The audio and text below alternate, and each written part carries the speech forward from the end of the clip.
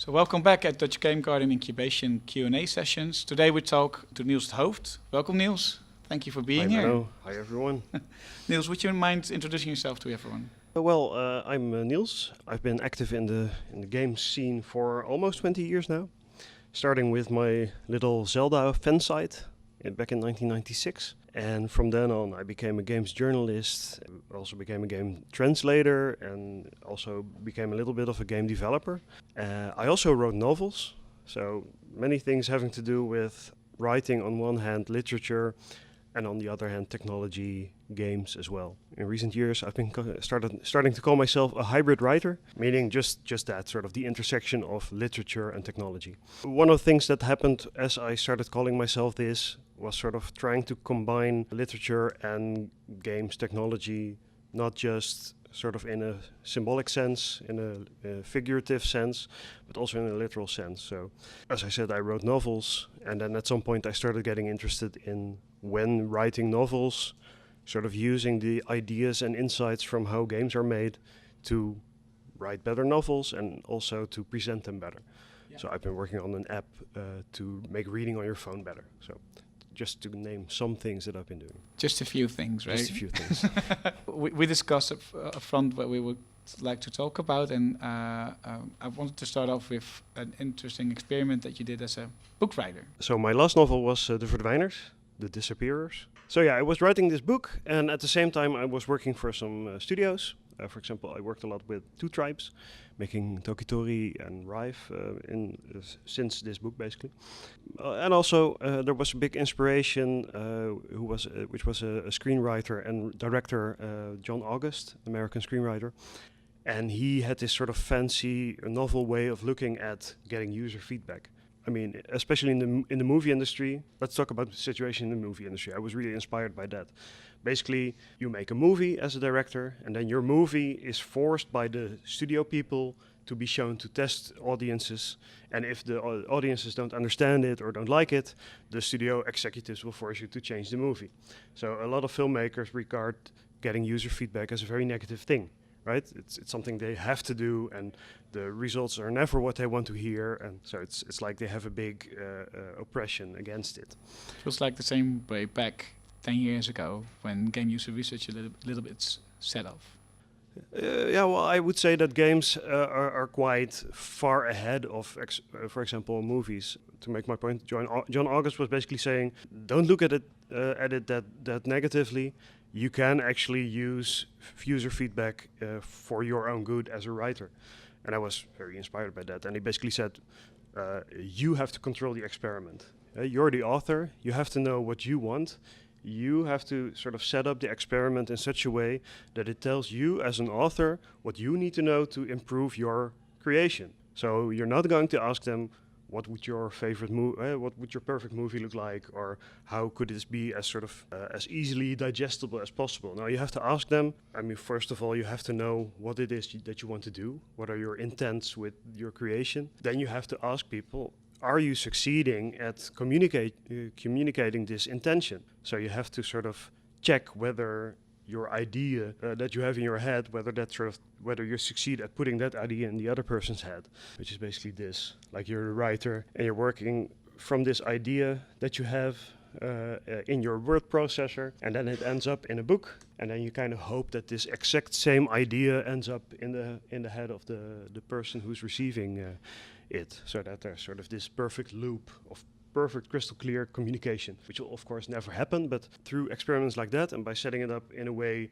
that services you as a creator, John August said, well, that's a very sort of useful and fruitful way to do it. So I was inspired by that, and I thought, I'm a writer, I'm planning to write a new novel, how can I sort of use this insight? Also coming sort of from this, this agile kind of way of thinking that I knew from the games industry, like which I sort of translate to the idea of, you're going to make a game for, a year, 2 years, 3 years with a group of people. That's a big investment. So you better know after 1 month of working that some of the assumptions you're making kind of make sense. I mean, you don't have to know everything, but you want to know that, there is a group that wants to play something like this, or this experimental idea that I have that is very risky. can I get some kinds of results that prove to me that I'm on the right way? And while that is a very big difference with writing, like when I'm writing a novel, I'm doing it all by myself, and I'm probably doing it in the evening hours, so it's like a hobby. So it's not that expensive.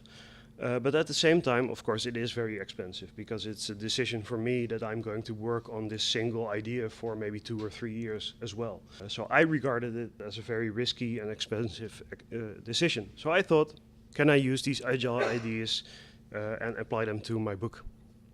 And I started doing this. One inspiration was Walt Disney. When he was making Snow White, the first first long animation movie, he started sort of telling the story of the movie to his employees, but also to family members and stuff like that. And he sort of started acting out the story of Snow White.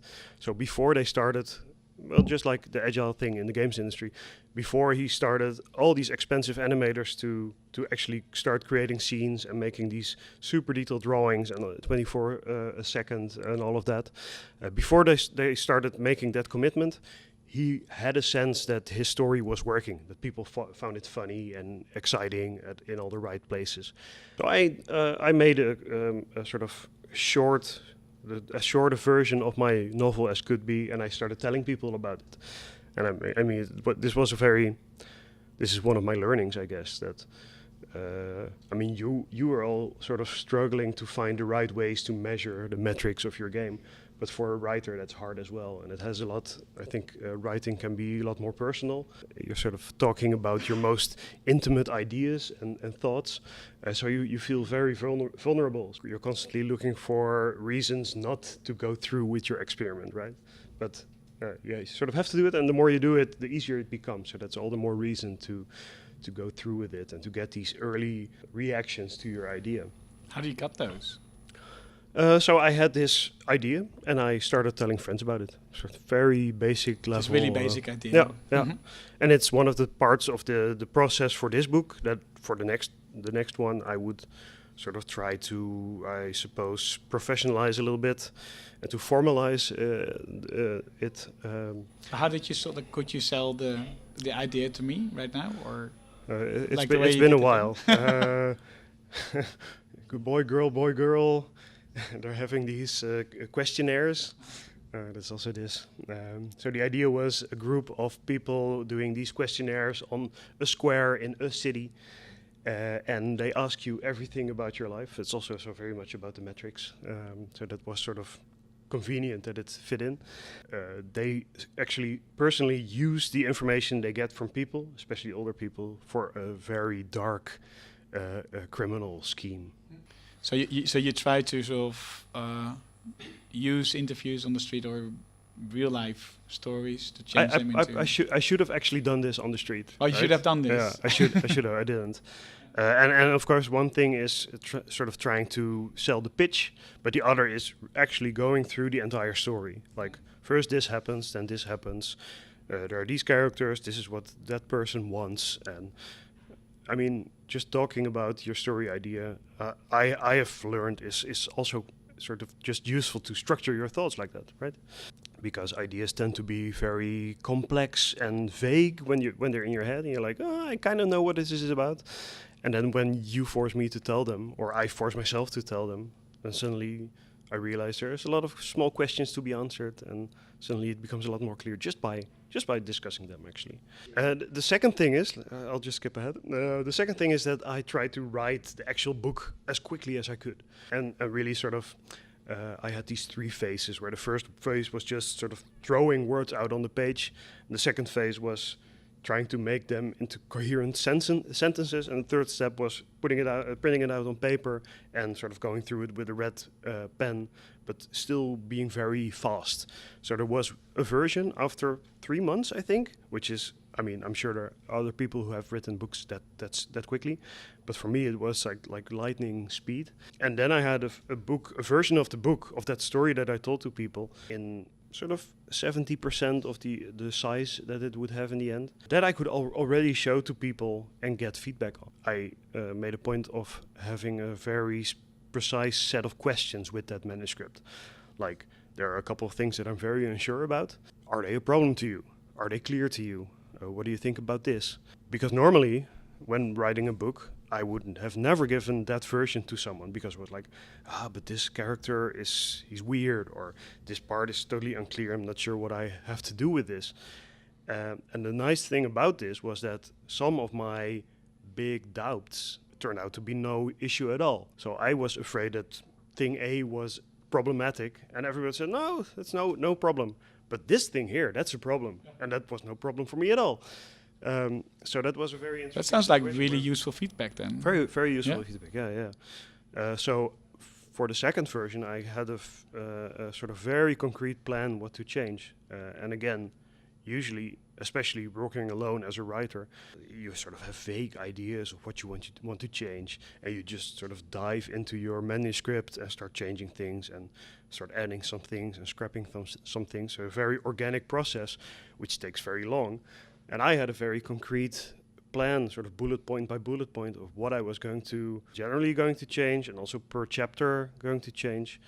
So it was a much more structured process. But when you translate that to game design, it will be very useful to depict like, okay, this is my prototype. These are the design decisions that I want to make in the future. Are they needed? And then you already have your questions, right? Like we were debating early on today, like how do you decide or define the metrics that you want to measure and want to check? So this might be a good approach to it. Yeah, I definitely think so. Because this may have to do with working alone or with a very small team, but it's like you have to sort of open up these doubts and sort of be transparent about them and sort of get feedback. Okay, so I talked about how this was used in the movie industry, and I talked about how I saw this happening in the games industry and how I tried to translate it to literature. And I started talking to other writers about this, and they thought this was almost like a blasphemous idea, right?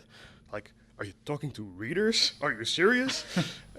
It's like, as a writer, you're expected to be like an artist that is in this almost classic idea, sort of receiving ideas from the heavens and then sort of handing them down from your ivory tower to the common people, and they should be happy that they can receive your work. So actually you turned into a designer instead of an artist. Yeah, so that's what's happening. So you're sort of on this spectrum with the artist and the designer maybe somewhere halfway, and sort of someone, well, maybe the designer is just on the left side of the spectrum, like listening to what the audience wants.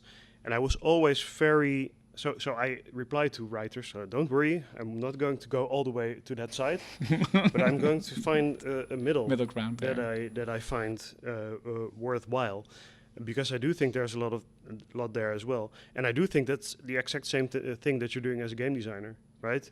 You are trying to make a functional design, where if someone presses a button, the thing that he or she expects to happen will happen, but you're also trying to go for this artistic experience, this meaningful thing that comes from your wretched mind, right? So yeah, that's what I said to them. Like, I will not ask people, how can I make this the most pleasing book to you? Like, how can I make you finish this book as quickly as possible? Although I do find that an interesting question. But I am sort of checking whether these ideas... That's sort of two-way street. Like, so I have these ideas in my head, and I'm wondering whether they translate, and whether. So first of all, do they translate? Secondly, are they interesting? And then there's, as I said, there's a sort of a reaction coming from this audience that not only tells me whether the communication works, but also whether it's interesting, and maybe some other ideas come from that. Instantly, you become sort of a curator of this feedback that you get. You cannot, I mean, I think it's really important that you don't just listen to what people say, but that you sort of make what people say bounce off of your values, of your ideas. And in fact, I found... So it's a dialogue, right? It's a dialogue, but also I found, like, I started looking at this thing I wanted to create, like this emoji representation of my story, as this sort of very simplified version of what I was making. And through this process, it started sort of being polished like a diamond, right? The idea that I ended up with, that sort of the idea of what this story was about, was a little different from at the beginning, and it was sort of simpler and more pure and more in line with what people wanted, but also still very much in line with what I wanted, with the kind of thing that I wanted to make. So hi, I'm Miranda. I was wondering because I noticed in your slides that you've written more than one book, right? So how did the feedback go before? Did you get articles where you would read that their interpretation was completely different from what you had expected, or? Well, that's a good one. Yeah. So my first books were written very much when I was almost still a adolescent, so quite young, and they also sort of came into existence almost accidentally. Like I just one evening I thought, oh, why shouldn't I write a book? And I wrote a book, and I had a book, and there was not much thought going into it. So it was very intuitive thing. Then, of course, you go into the very structured, very traditional publishing process. So there's an editor that works with you on the book and tries to sort of, I mean, also it's like polishing the diamond, but in a very subjective manner. Like this editor at this publisher thinks that this is the way you should create a book like this. And I felt like it was quite far away from me. Like I had this idea and I made something, and then I had no idea what it exactly was that I made, but somebody liked it. I mean, I just finished it the way people thought it was okay. And then, of course, came the reviewers. And they had completely different ideas again about what it was. And then, of course, family members all told me it was fantastic, the best book ever written. And the end point was that I was just very confused about these things that I had made. So that's a big difference with the last one, where I was completely in control of this. I was more in control of the creation process, but also of this polishing, editing process. So did you get any kind of the feedback that you got the first time, did it give you also questions or a lead for how you wanted to do this project that you now did with asking which questions, and at what point do I need to start asking questions? It came from sort of the wish, the need almost to be more in control of what it was I was making. And I think that this time I knew very well what I wanted to do, what I ended up doing, and what it is that I made. That's a good thing, I guess. Yeah, does that answer your question? Yeah, that's my question. Cool. Thank you. Yeah, and I think that what happened is also that when working on games after this book as well, I think I was able to sort of get this grasp of creative process and apply that to the creative process of making a game. In a sense, making a game with a group is simply a more complex version of making a book by yourself. So you're making something with a team and everybody has their own perspectives. But I found that as a writer, you're often in a position to kind of be the glue that holds everything together. Or maybe this has to do with my background as a journalist as well. Like you're always listening, like what is it that you want? So you're talking to the programmer. What do you want? What are your ambitions? What do you like about this thing that we're making together? And you go to the designer, you go to the 3D artist, and sort of slowly you start getting this emoji representation of what it is you're making. And ultimately, I think this is useful in the development process to get everybody on the same page. But also, I mean, I really believe this, like that this is helpful to make something that is more coherent, that is more of a whole. And then that helps later on telling people about it, like doing the marketing. It helps when you really know deeply what it is you're making. Yeah, I think what you use here and later on used also in the development of RIVE is a prime example of this. And we'll be right back on this story after a word from our sponsors.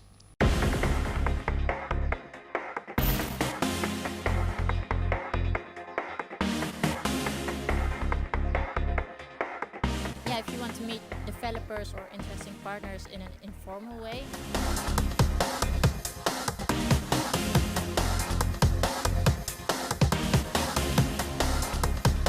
Not a lot of pressure, it's really fun. Yeah, we're at the Dutch Game Garden Lunch because we heard it was a great opportunity to show our game and also to get more contact with in the industry.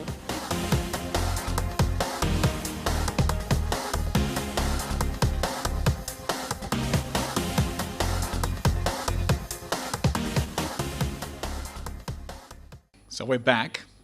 thank you for your insights in the writings of your book. You've also worked on RIVE, kind of a shooter, really fast-paced shooter game by two tribes. Yep. You wrote this book using a lot of doing a lot of user research early on the process, which is sort of innovative when it comes to writing books. But when it comes to games, you said like it's already a collaborative experience. So you need to do this together. So you're already asking for questions. And how did the development of RIVE and also the marketing of RIVE differ from writing the book? Yeah, that's a great question. I mean, so you also asked right just now, like, is the book tied to a game? So no, it's totally different. It's just a book that will probably always be just a book, although I left room open for a sequel that could be a game. So if anybody's interested. But no, it's just a book. I would say that in general, like, I regard myself and sort of the work I do as sort of this, besides the projects that I do, I regard myself and my work as sort of, and my skills as sort of this blob that is developing all through all these projects. So even when I'm writing a novel, I'm learning things that that make me a better game maker. And when I'm working on a game, I'm becoming a better novel writer, and all these different things. So at the same time, it's always I think it's a sort of dangerous to throw everything on one heap, like everything's one and the same thing. But I have found that, like, essentially it's design, right?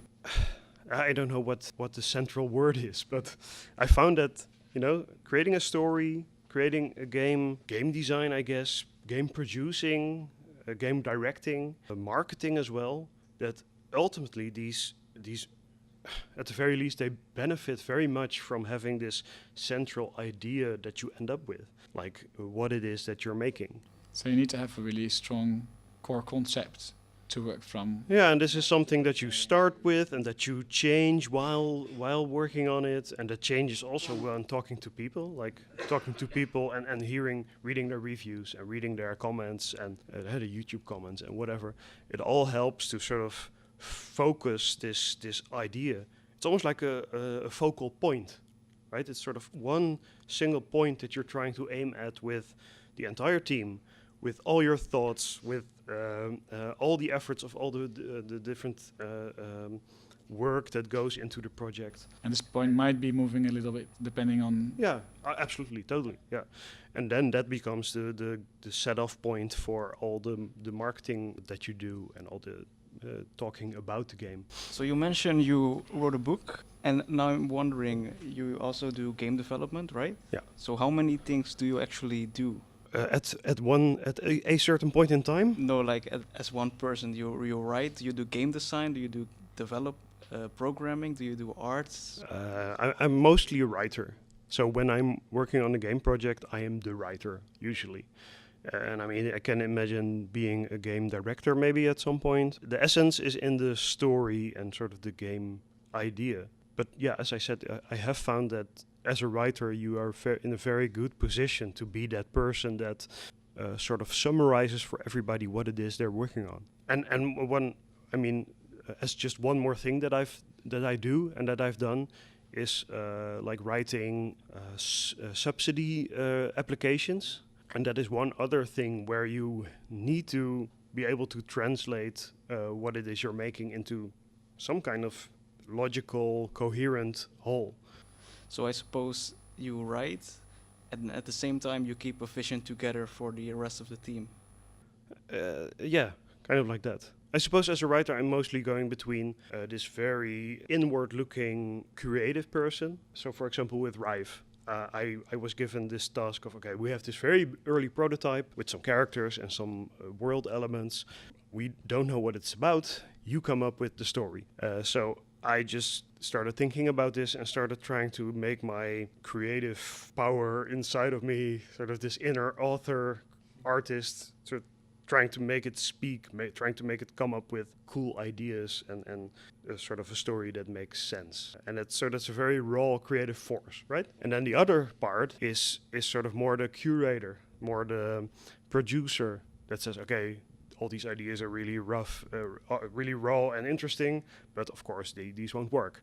So you're sort of trying to curate yourself, and also this is the part of yourself that talks to the different team members. I came up with these ideas, but I already hear that this is not what you're looking for, right? So you try to find the ideas that fit with the team. On one hand, you're the creator, and the other one, you're a curator. Yeah, you're sort of Right. trying to, and this is what I find really interesting, and also makes me a little bit different than, for example, most of the normal writers that I talk to. Like, they just want to be creative and write, and I like it that I cannot just write, but that I can also think about, oh, but this idea that I come up with, will that make for an interesting gameplay experience, or will the audio engineer be able to use this as an input for his game? And I mean, that definitely touches on something that you need in the games industry, at least, right? You can't just, I mean, in some studios there may be a place for a writer that just writes and just comes up with all this stuff that somebody else will have to edit down to something usable. But I found that, I guess, especially in the Netherlands, with so many small studios and so many people just sort of trying to find a smart way to bring something of extraordinary quality to life, that is a very valuable skill, to be able to go between all these different modes, basically. We talked about working on RIVEs and how you work both on the game story and its marketing.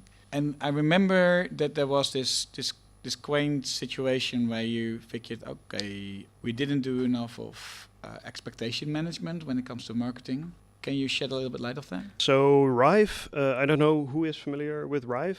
I see some hands. Maybe I can show the trailer. Yeah, go ahead.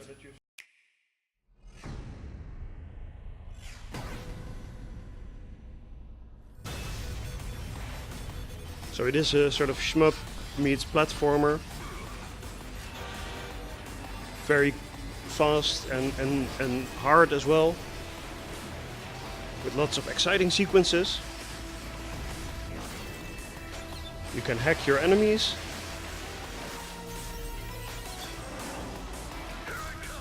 But then there are also these characters, like the main character that you control, that's inside this sort of battle tank. As well as this other character that you talk to.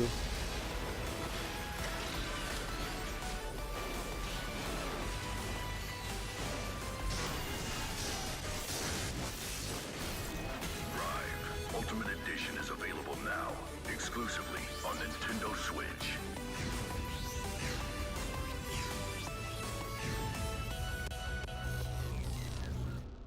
So yes, that's RIVE. So I created these characters, and I created the world, and I created all the dialogue between the characters. And I also helped out with the marketing. And 2016 the game came out on PlayStation 4 and Steam. And I was a little bit involved with marketing. Well, I mean, marketing is for a large part, I guess, if you're putting out a game on Steam, is about this little text that you have with the game. Like trying to catch what it is that you're selling in this little piece of text.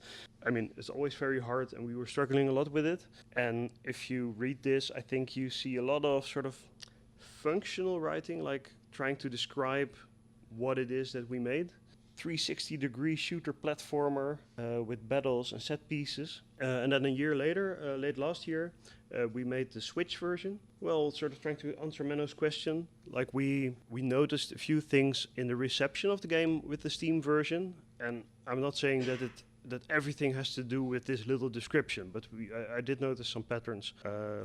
So the reaction was, the big reaction, sort of the two big themes that I noticed, that I sort of lay awake at night about, were on one hand, people saying the game was way too hard. And the second one was that it was not funny at all. Like it was trying to be funny, but it wasn't funny. And I think interestingly, both these things, that it's a hard game, also that it's something, the hardest part about receiving feedback is sort of interpreting it, right? Like, what does it all mean? Do they all just hate us, or is there something behind it that we can learn from? Well, my interpretation, at least, of people finding it hard is also that the game is quite fast. So a lot of people were talking about situations in which all of a sudden there were enemies on top of them, killing them instantly, like they didn't know what was happening. So my interpretation was that both these complaints, like fast and hard, and also that the game is funny, were not in this description. So we are not telling people that the game was fast and hard, and we were not telling them that it was funny. So they might be surprised by the fact that it was hard, and they might be surprised by the fact that it was funny at all. I mean, even the fact that it has a story was not communicated quite clearly. And I think that this also had to do, but this is almost sort of psychology 101, that we were almost embarrassed of these things. Like we were sort of ashamed or uncertain about the fact that we had made a game with a story that was trying to be funny. And with the Switch version, we decided to, well, you kept some things the same, like it's still a metal wrecking, robot hacking shooter. So that's still a quite functional description, but enough functional description. And we said, and this is a phrase that we used a lot, even more prominently than it is here, hard, fast, and hilarious action game. We're also not specifically saying that it was a platformer or a shooter, just an action game, and it's hard, fast, and hilarious. And we kept repeating hard, fast, and hilarious. It's hard, fast, and hilarious. Did I already mention that it's hard, fast, and hilarious? I mean, it's super hard to know, but know why and what the reason was. But in the reception of the Switch version, at least almost no reviewers complained about the game being hard and fast, and almost nobody complained about it being unfunny. Actually, a lot of reviewers pointed out that it's a very funny game, that it made them laugh all the way through and stuff like that. And the average review score was much, much higher. So, I mean, that can just mean that Switch players and Switch reviewers are more in line with our sort of aesthetic preferences. But I do like to think that it has to do with the way that we put it, the way that we described the game. In the end, it's not so hard. It's sort of more honest about what the game is. So instead of trying to hide what people might not like, let's try to be proud of the things that people might actually like a lot. So in the trailer it seemed that part of the game enjoyment came from cool boss battles and huge explosions. But you also talked back about how Snow White was prototype by first talking about it and then acting it out. It seems like those cool explosions and also boss battles are very difficult to prototype. Yes. So I have to sort of go a few steps back because, I mean, this game was in development for more than 3 years. And they started showing the game at trade shows, for example, very early on, like 1 year in. I think at least sort of halfway through the process, there was this vertical slice that looked and sounded very much like the final game. And people, it was confusing to people because they thought the game was already finished. I mean, I'm sure this is something you've heard as well. But it sort of looked and felt like it was a finished game. And we felt that it was very much finished as well, except that it was just 15 minutes and we had nothing else. Like this was just everything we had for the game. So this core gameplay and the core sort of experience that was very much tested and sort of proven.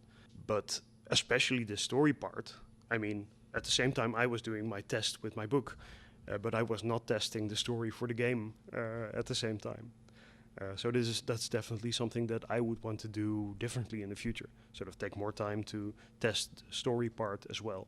Because you asked about sort of the big boss battles. I mean, there was one boss battle in this demo that didn't end up in the final game, but it sort of had a similar kind of feel to it that the final game had in its boss battle. Yeah, since your team worked on it for such an extensive amount of time just to get the vertical slice. That kind of answers the question that it's difficult to prototype. Yeah, for sure. Yeah. Especially because it is so much, somebody mentioned the word game feel, like it's so much about that. And the hard thing about that is like, you can say for a long time during development that, the game will start working once we get the game feel right. But that takes so much effort that the rest of your game will already be finished. So yeah, that's hard. And that's something that I think that Two Tribes, the studio, and I did not I mean, I'm not sure if it can be done better, but we didn't do it right. Like, we took too long. It was supposed to be finished in a year, and we took 3 years, right? Thank you for this really clear distinction in communicating your core or your pivot points to your players, and also sort of prime them for the reaction that you actually want them to have. The priming part is important, I think. I was also sort of thinking about. So I did this research that we started with, like with my book, and I actually wrote an article for the NRC about this idea, and I did a research project when the book was already finished, and I got about 60 people who read the book in 1 month and then filled out this questionnaire. When you were talking about metrics before, you didn't mention stuff like Google Forms, right? Just a super basic way of gathering metrics, but it works very well. Just ask people what they think, and it doesn't tell the whole story, but it does tell some part of it. Oh, another thing that I wanted to say when you were talking about that, about RIVE, I'll continue with this in a bit, about RIVE is that we kept a lot of metrics for the game. I mean, I think the big challenge is, again, interpreting the data, right? A lot of the time you're just figuring out the basics, I think. Like with RIVE, we noticed that a lot of people were quitting at the end of a level. So we were sort of wondering, like, is the level not right? Is there something wrong about that? Can we make the levels more exciting, or what? We're just happy What to is to have made what's it. going wrong? And then, of course, we realized that the end of a level is a point where somebody can easily decide to stop.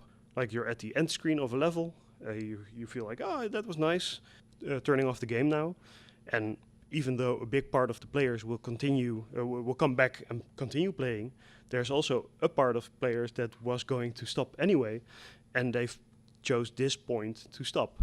So that was a big sort of confusion for us, like, why is this happening? And another thing about this that I found very hard is, like, how do you find your baseline? So we had this curve of people, of basically, what's the word, retention?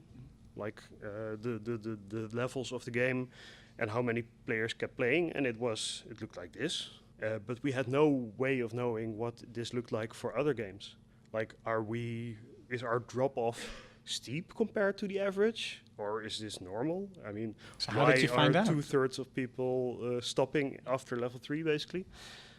And we never found a satisfactory answer to this.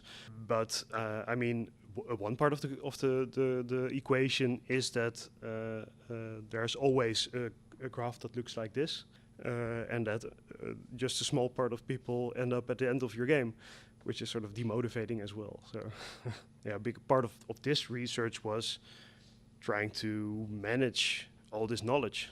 Like, if you know, especially with writing, but also with making games, like, if you know that most people won't see your game, how do you get out of bed in the morning? Well, I think I don't have any problems getting out of bed because my games are awesome. But just saying. We'll come back to this story after the break, which is now.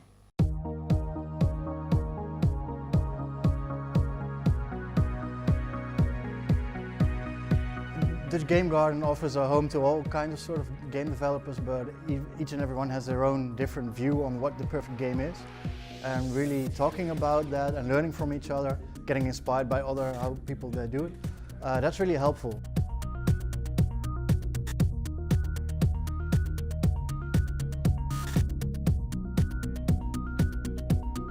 Dutch Game Garden helped me connect to other people to get a better insight about my own company and my own game.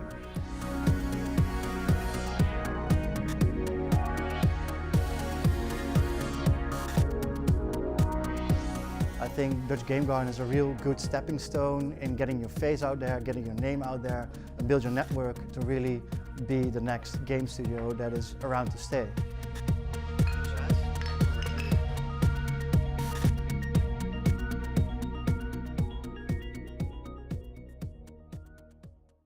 You never specified the specific thing why people quit at level 10.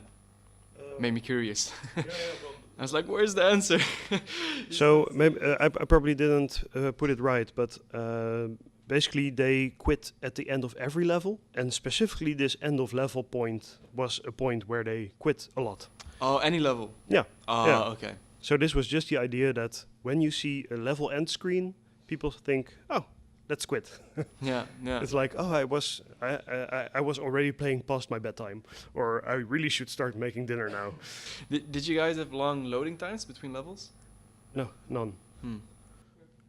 Literally zero. But you have to wonder, like, should you have level end screens? I mean, Like, did you specify like end of the level or something? What's the end of level ritual in RIVE?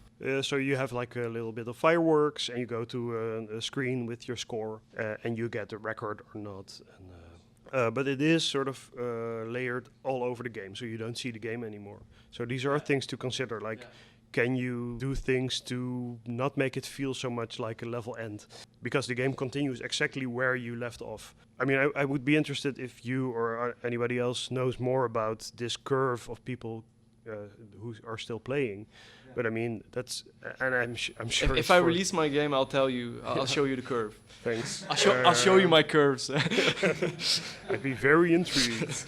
And I mean, this is something I talked about with writers as well. I mean, nobody wants to know their curve for their book, because and there is some research, like De Ontdekking van de Hemel by Harry Mulisch, that this is one of the books that's least read at all. So people give it as a gift to people, and they put it in their shelf, and it looks kind of nice, this thick book by Mr. Mulisch. Okay. And nobody ever reads it. Really thick, nice cover. Yeah. Okay. So this is the kind of thing that nobody wants to know about. I was wondering, are you as a writer also responsible for the continuous flow of input and the direct? Well, one of the things that I think you can add to a game project, or at least one thing that I am very interested in, is this idea of having something that is a whole package and that is interesting from start to finish and doesn't repeat itself too much. Like, gameplay is at its essence repetitive, but a story is finite, right? Mm-hmm. You have a beginning and you have a sort of some kind of curve, and you have an end. And at the end point, somebody should feel like he or she has his or her time spent well, right? So yeah, I mean, your goal is to make something that is interesting for the entire running time. And if people are not seeing it through to the end, you're doing something wrong in one way or another. I mean, the point I think I tried to make is the difficulty of looking at these metrics, right? A game and the way people experience the game is, no matter how much you measure, is very much a black box, right? Yeah. So you get some in-game gameplay metrics, you get some reviews, like the review rating for the Steam rating for RIVE was always like in the 90s and higher, and sort of fluctuating about 93, 94, 95. So obviously people were saying they liked it a lot. And then, of course, you have sales as a basic metric, like how many people find it worth it to buy the game, but that doesn't have a lot to do with whether they see it through to the end. That just has to do with, does it look like something worth spending my money on? So we're always, despite all this information that we have, we're always guessing what people's real feelings are. If you measure when people quit the game, you will always discover that they are quitting the game, right? Everybody quits the game. Yeah, well, in essence, from a developer's perspective, if you notice that people are quitting the game early, a bit like the book of Harry Mulisch, should it be half the size? And should he make 2 books in the time he makes a book? Yeah. For example, in RIVE, we found that in the first 2 or 3 levels, a really big part of the players, I'm not sure exactly what the amount was, quit. So it's this steep head, and then most people stick with it until the end. So there's like, if you get through this beginning, you will probably finish the game. Not entirely, but chance is a lot bigger. So we tried a few things to sort of improve the first levels. Like, can we make it more exciting right from the start? Like, we thought that maybe it didn't get more exciting until the end. And this didn't change anything maybe a percentage point here and a percentage point there, but it didn't really change anything. So the conclusion was just that of people who start playing this game, there's simply only a core that will find it interesting enough to play until the end. And maybe this is just something that we have to accept. That just comes with the territory. So that's why I'm so interested in everybody's curves. Thank you very much. So there was something I wanted to say about this in regards to the research I did on my book. So I have this series of findings basically from it. And one part I found quite interesting. So I asked, I basically said, you learn a lot about your readers, more about your readers than about the thing that you make. And I asked them about these 13, several adjectives, like how ... do you think this book is? And you could answer either, from 1 to 5, like extremely or totally not. So there is a ranking, like most people find it an original book, and a lot find it well written as well, which I'm very thankful for. But the most interesting thing about this graph, I thought, was that of all the options, of 13 times 5 options, dozens of options, only totally not well written and extremely erotic, those are the only 2 options that are never chosen, which is sort of this super postmodern idea of this book. So I was thinking that by doing this survey, I would find the truth about this book. And instead, I found dozens of different truths existing alongside. This book is totally original, but also some people said it was not original at all. Some people, nobody said it was extremely erotic, but some people found it quite erotic. And all these things being true at the same time was just sort of mind-blowing to me. Like, at first, sort of, what does this mean? My book is everything at the same time. I was looking for some clarity. Well, it's not the emoji that you start with that you end with, right? Sorry? It's not the same emoji that you start with that you end with. It's like a cloud of every emoji ever. And I was also amused. There's this weekly, or is it the monthly by now? The Groene Amsterdammer, very elite magazine. And my book was reviewed, and it was totally destroyed in this review. And he had all these reasons why it was such an unbelievably... He said outright that he didn't understand this book at all. And he was sort of trying to explain just how unimaginably weird it was. Okay, this is it. So this sentence, he said that he was sort of trying to make sense of this book. So, okay, so what can possibly be the intention of this book? Well, one thing is for sure, it's not satire. And then, of course, I had this graph. Like, most people think it's satire. What are you talking about? From this cloud of confusion came a realization that it is not about truth. It is about intersection. I'm not sure how to put this into words, but... Well, it does make sense. When you think about making games, it's not about... your players actually outsmarting you as a designer. Is about finding a middle ground where you connect. Yeah. And in the end, I found this liberating. It was like, suddenly I didn't care anymore what this guy from the Groene Amsterdammer thought, because I knew that, and not even for this book specifically, but almost like, whatever I write, whatever I feel like writing, there will be someone who will find it extremely original, extremely erotic, and I don't know, extremely political, which is a super liberating idea. Like, I can just follow, and I mean, this is not the total story, but I can just follow my interests, and if the group is large enough, there will be people who appreciate what I'm doing. And I think that's very true with games as well, and the platforms of the modern day. Like, it's less... I mean, there are a couple of approaches. You can try to make something in a popular category, but I think a very successful approach has been trying to make something in a category that is not very busy yet, like trying to find a niche where there is, even if it's just a small group looking for a specific kind of erotic political game, that maybe you can be the one who makes it, and there will be a large enough group to support your team.